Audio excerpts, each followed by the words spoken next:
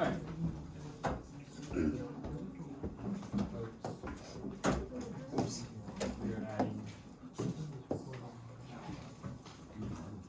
7.5, we are looking at using recursive rules of sequences. Our EQ is how can you define a sequence recursively? So basically what we did just now for our warm-up, that was a recursive sequence. And they're different compared to our explicit rules, which is what we've been working with so far. So our explicit rules are as follows. We have an equals a1 plus n minus 1 times z. And this is our arithmetic sequence equation. Our geometric is an equals a1r n minus 1. And when I'm looking at my explicit rule, these rules are written in terms of the position. So if I know what the position is, then I can plug in the position to this equation and it'll give me a number. So if I'm looking for the 10th term, I plug in 10 and it gives me the number, right? If I'm looking for the 50th term, I can plug in 50 and then I will get my number. Does that make sense? Recursive rules are different. So let me write an equation definition first. So this is a function of the term's position.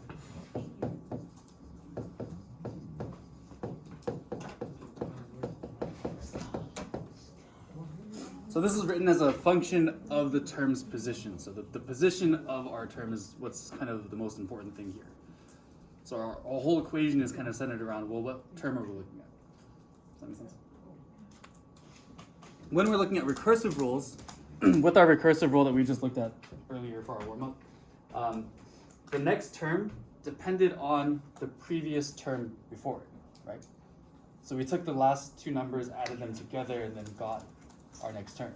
And then looked at the last two numbers, added those together, got our next term. So recursive rules look at the previous terms to get our next number. So in other words, we can say that this is, this tells how an tells how an is related to preceding terms.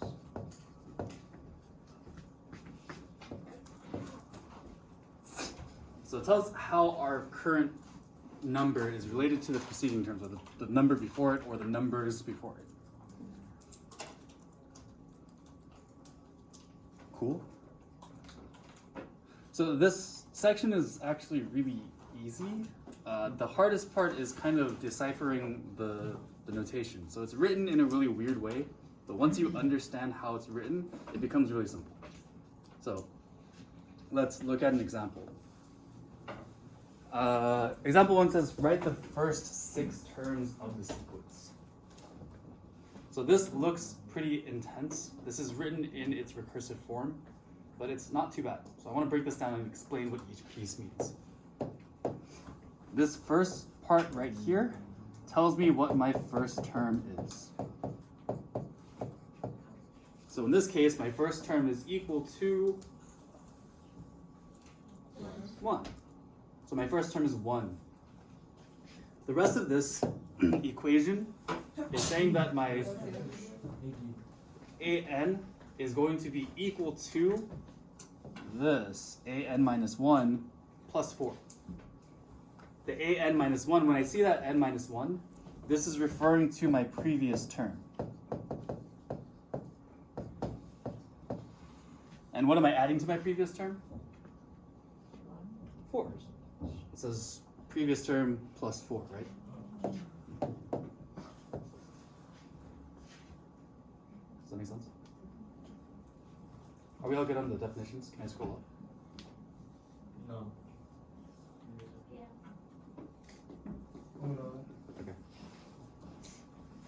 Okay. So that means that my first term here a0 is equal to 1. So they give me my starting point, which is nice. My second term is going to be the previous term, 1, plus 4, which is equal to 5. Let's scroll this up. And I'm going to repeat this process. The next term is going to be my previous term, which is 5 plus 4. And I'm just going to keep adding 4 to this. Does that make sense? So I'm taking the number before, adding 4 to it. So 9 plus 4. 9 plus 4 would give me 13. 13. And then I would get 15. 17. And then 21.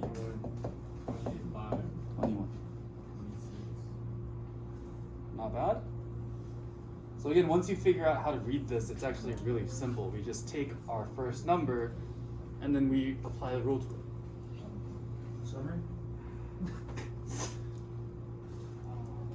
Questions on this? Alright, try to decipher this second one that I accidentally labeled as A as well. So look at example 1AA. See if you guys can figure out what's happening. What is this saying to you? Take a second to think about it and ask the person next to you. What does this say? What does this say?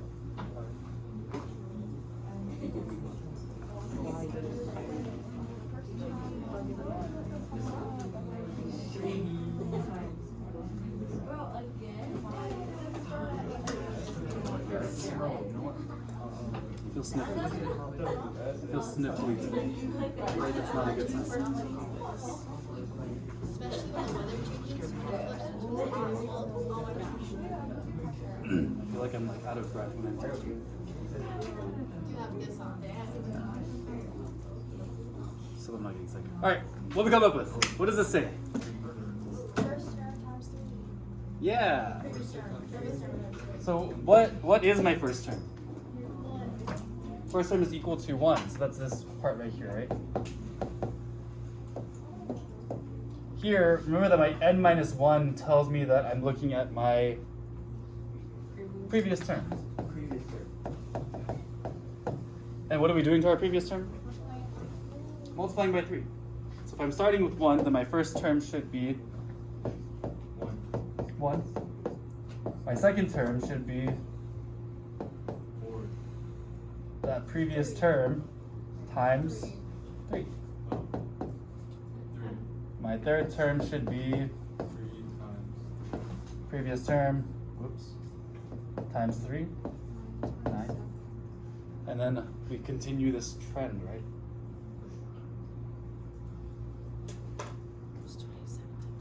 So the next one would be 27. Next one would be 81. 81, And then 243. 243. Easy stuff. Questions on this? So, yes. How do we tell the previous from the? So for this one, my starting point was 1. So I took 1 and I multiplied by 3. My previous term is now this term. So I'm taking this term and I'm multiplying it by 3 to get this one. So I keep taking whatever answer I have and I multiply by 3 to get my next answer. Does that make sense? Cool. All right, questions so far?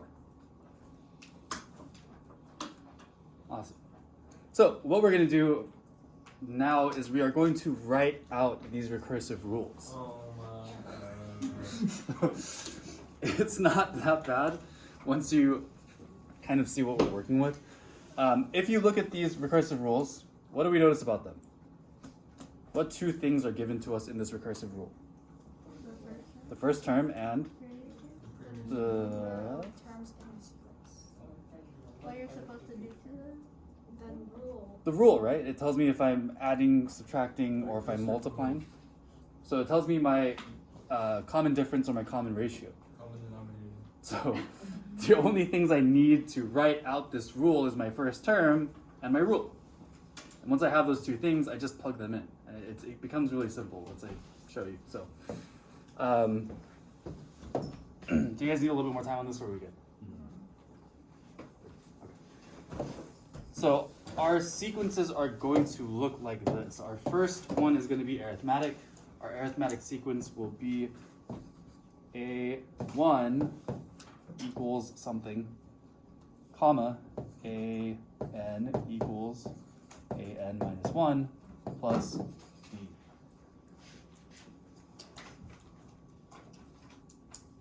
And we're going to follow this format every time. The nice thing about this is the only things we need to plug in is our first term and our common difference. Everything else stays exactly like this.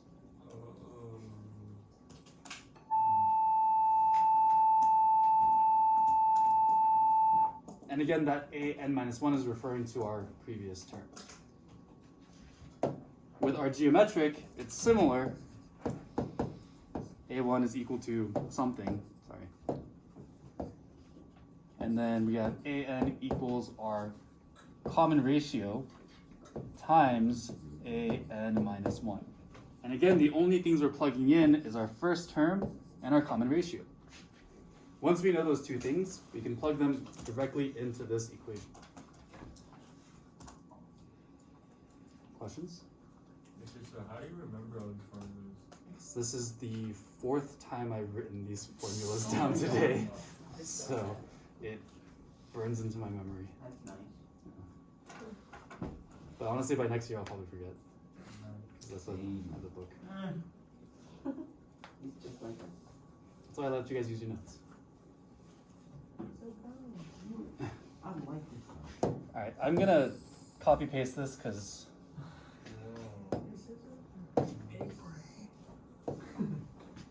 Is the president? allow. Allow question mark? Oh no, that's fine, right? Everything's fine. Oh yeah. Okay. Just that way we can look at them while we're looking at this. I choked myself. Okay. Take a look at these guys. See if we can figure out what our difference is or what our rule is. So take a look at that first one. See if we can figure out our pattern. Oh, it's just Eddie 10. Yes. I actually got to let go. That was so easy. So looking at this, what are we doing? Arithmetic. Adding 10. Because we are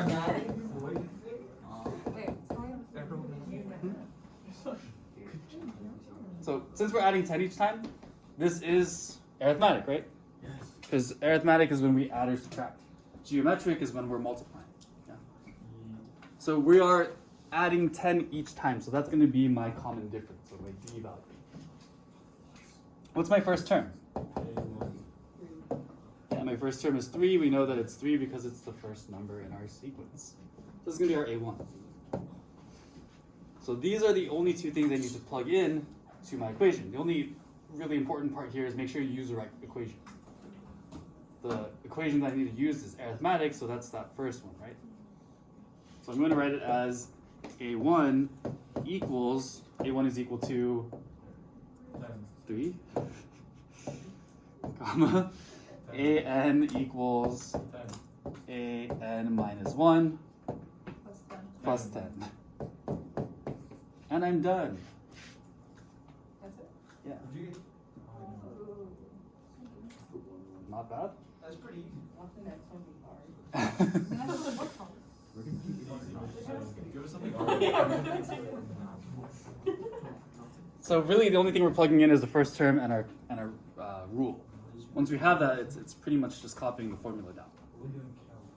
So see if you guys can figure out the second one. The second one might look a little bit funny because it might be This is geometric. multiplying by something weird.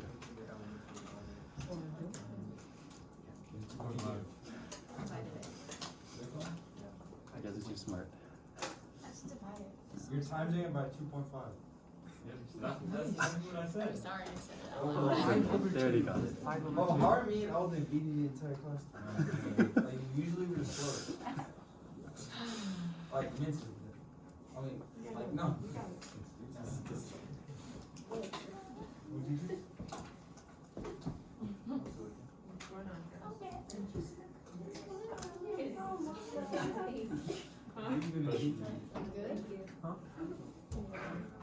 It's about like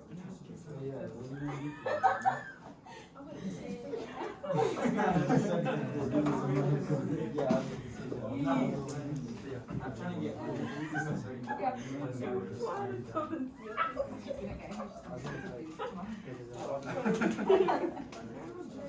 because it looks crazy. Like, Yeah, I thought you would have to solve that after. I'm gonna provide somebody for art. Is it gonna get harder? No, we're just gonna rotate back. Oh. But again, it's just supposed to be. Ready? I want to do art. This is the second person I chose. Is this all we're doing? You chose what? Somebody. The first person chose.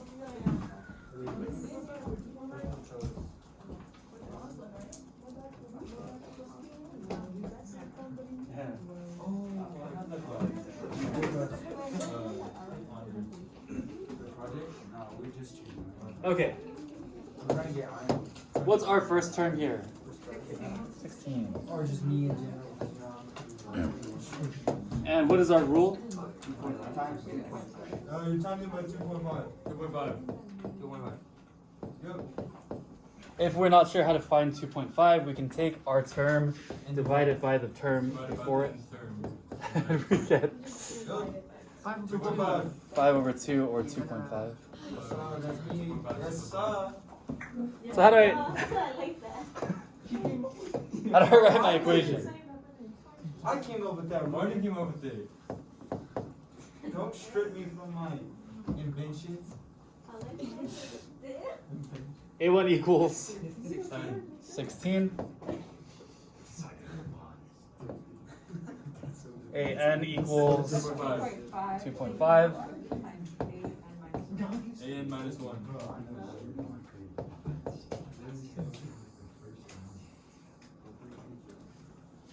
No, I was saying that since like freshman. Easy stuff, right?